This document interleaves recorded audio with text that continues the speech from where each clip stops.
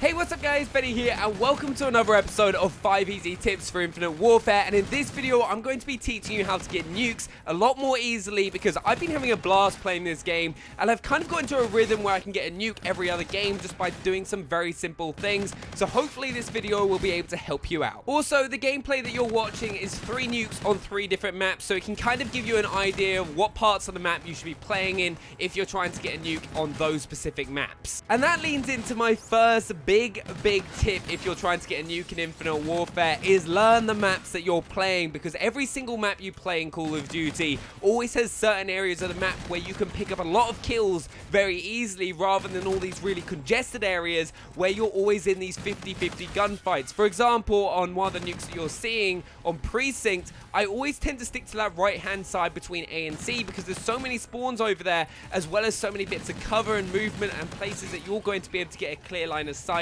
where you can pick up those easy kills rather than just running around like a mad chicken like I know a lot of people do, and I'm also quite guilty of when I'm using a submachine gun, because those are the sort of things that are going to help you in the long run if you're trying to get a nuke. And if you're not 100% sure where you should be on a specific map, just watch some videos on YouTube, watch someone getting a nuke on Precinct for example. And if you're not 100% sure where you should be, just avoid the middle of the map because that tends to be the area what I kind of label the kill zone, and you're going to have your nuke streak ended. Now, my next tip is one that I cannot preach enough, and I promise you, if you use this, you will start getting nukes a lot more often, and it's the pure reason that I've been getting them every other game, and I don't think I can play Infinite Warfare without it now. I've mentioned it in videos before, but the personal radar in Infinite Warfare is like the best thing in the game if you're trying to get the atomizer strikes. It pretty much will just point you in the direction of where the enemies are, which helps a lot if you're running around the outskirts of the map as you should be,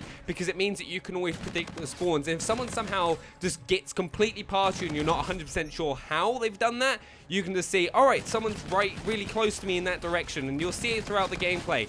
I'm just constantly using the personal radar on the bottom part of the screen. It helps me out so much, and because I'm using the Warfighter rig and then using the resupply trait, I can just constantly keep picking up little packages that are going to replenish them, and it's the pure reason that I get so many nukes. And if you start using it, I promise you it will help you out. Just keep giving it a go, learn how to use it properly, and kind of once you've used it for about a couple hours, you'll start getting the hang of it and you'll see a huge improvement. Now, my next tip is one that I cannot begin to stress enough, because this is the thing that I see people do so often and is the biggest reason they don't get big streaks, and that is don't challenge every single gunfight that you come across. And you're probably going like, I've got to challenge people to get kills, but you should be making every situation that you get in where you have a significant advantage. Unless someone does some huge play, that you should have no chance of killing you. That means you should probably be shooting people in the back, the side, or you just completely blindside them where you kind of just jump out of nowhere and just take them out. And also the personal radar will help you do that. So once again, make sure you're using that. Now, you're probably wondering, how do I go about not challenging every gunfight I come across? It's more about the way that you position yourself on the map. So kind of stick to the outside of the map and just pre-aim points of the map where enemies are going to be coming from, because that's going to reduce the amount of time that people have to react and take you out. And it means that you're not in those 50-50 situations that are going to get you killed and end your nuke streak. Now, this next tip is the simplest one I'm going to be giving you in this entire video, and that's making sure you're prepared the best that you can be before you even get into the game. That's meaning you've got the best class setup using perks like Ghost. You've also need to have a silencer on your weapon, whatever you're using, anything to stay off the radar and minimap so it's harder for the other team to kill you. You also want to be using things like the personal radar. I don't know if I've hinted at that enough. Use the personal radar, it's going to help you.